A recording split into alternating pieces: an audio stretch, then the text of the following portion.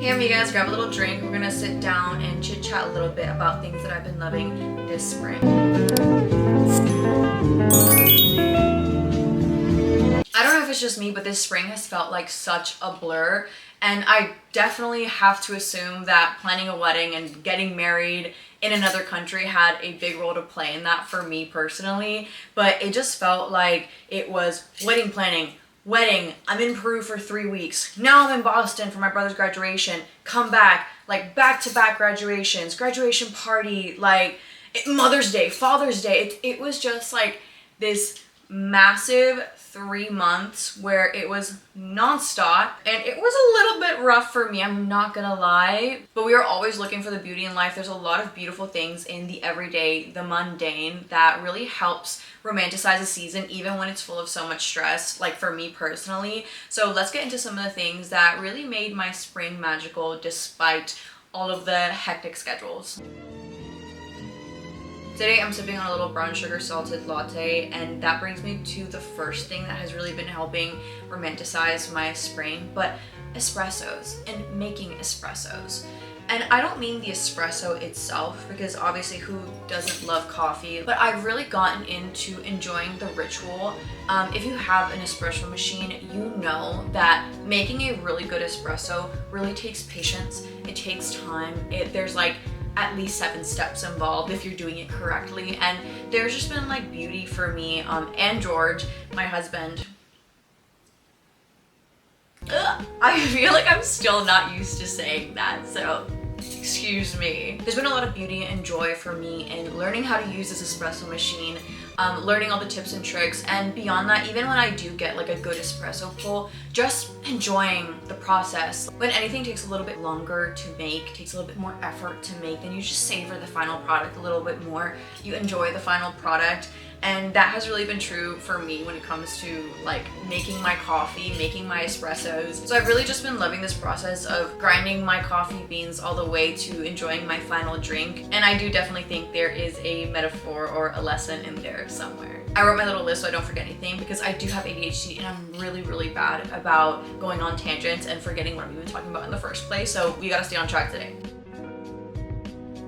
Moving on to my favorite spring fragrance, I have been loving and so fixated on Sublimity by L'Or. If you follow me on my other platforms, you know I've talked about this perfume so many times. It really is one of my favorites right now. It has been my favorite all of spring. It's been like my comfort perfume. It was one of my 2026 goals to really get into perfumes and diversify my fragrance collection, because last year I really gravitated towards bourbons, vanillas, musks. My favorite was YSL Baby Cat. I wore that pretty much year round, and while I love fragrances like that still, and I ride for YSL Baby Cat to this day, a lot of those notes just don't really work in the summer heat, especially here in Atlanta. It gets up to like the 90s here. It's a very normal summer day for it to be in the 90s, and when you're sweating and it's mixing in with this vanilla and like bourbon and musk, sometimes it just doesn't work, babe. There's a time and place for these fragrances, so I've been really trying to diversify my perfume collection to really fit with the seasons, fit with the weather a little bit better, and that's when I discovered Sublimity, and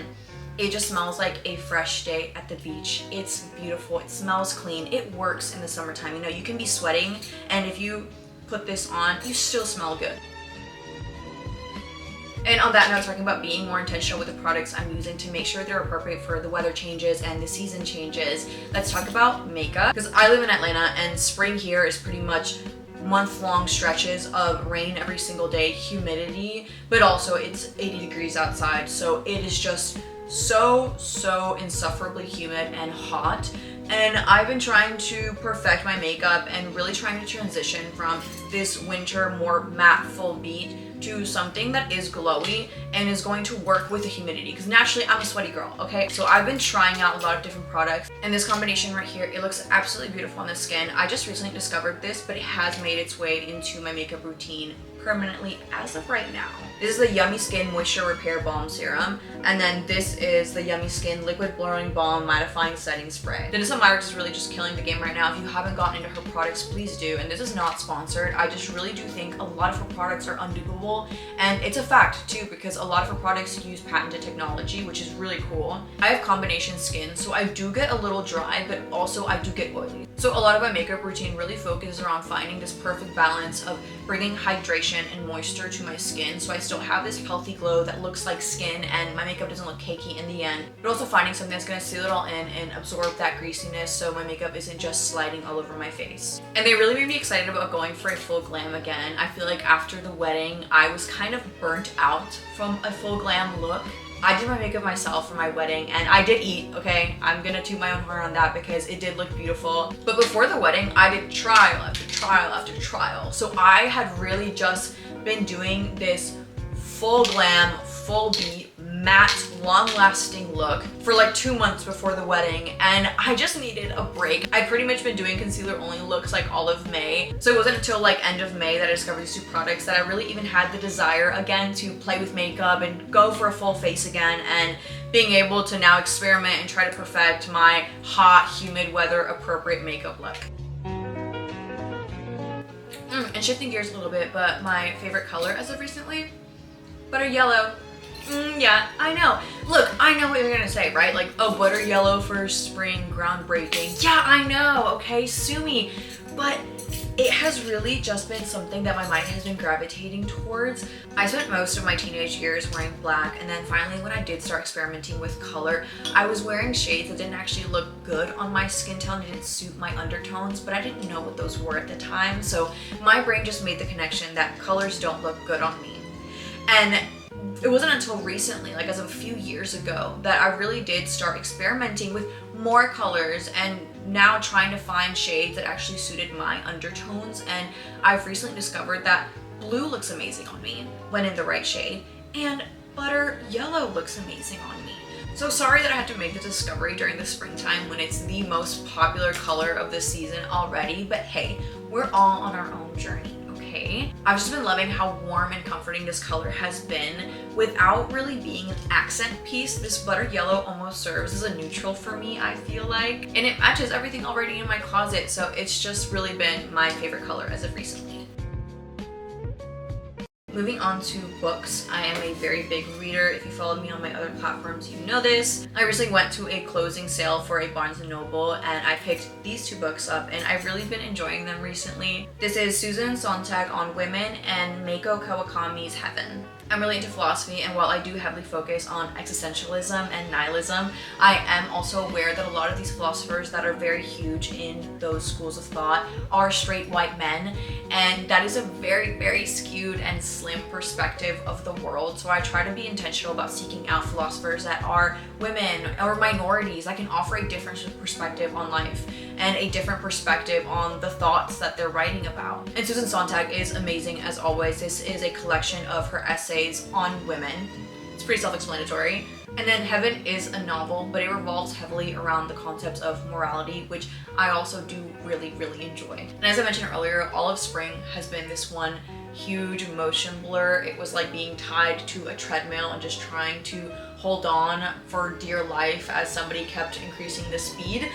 But I've just really been enjoying this past month getting back into reading. I am a big reader, and it kind of like killed me that I didn't even have a second to read all of March, April, when I was like really ramping up the wedding planning. So this has been so nice. Continuing with the analog activities that I've been getting back into and really enjoying recently, word searches. Let me tell you, I was a puzzles girl growing up, okay? Word searches, crossword puzzles, Sudoku. Yeah, I was on that shit, okay? All of those came across my desk, trust that. And after the wedding, I kind of just realized, oh my god, when is the last time I've sat down and done a really good word search? So I also picked this up at Barnes & Noble. They're a collection of word searches, but they're all like botanical themed. There's one that's only female botanists. There's one that's all kinds of lilies. It's cute, you know, it's cutesy.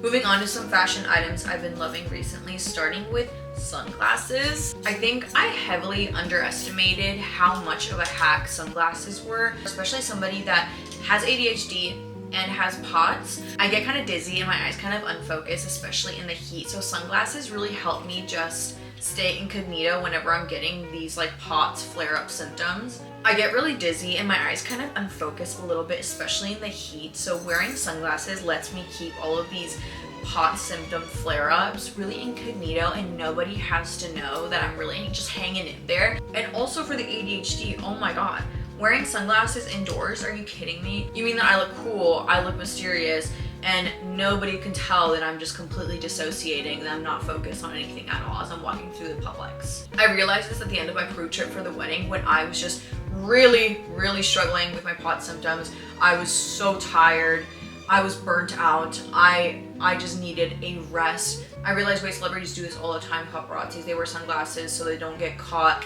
lacking in a picture. And you don't have to be a celebrity to be wearing sunglasses indoors, or to be wearing sunglasses where you're not really fully put together but you don't really want to show it.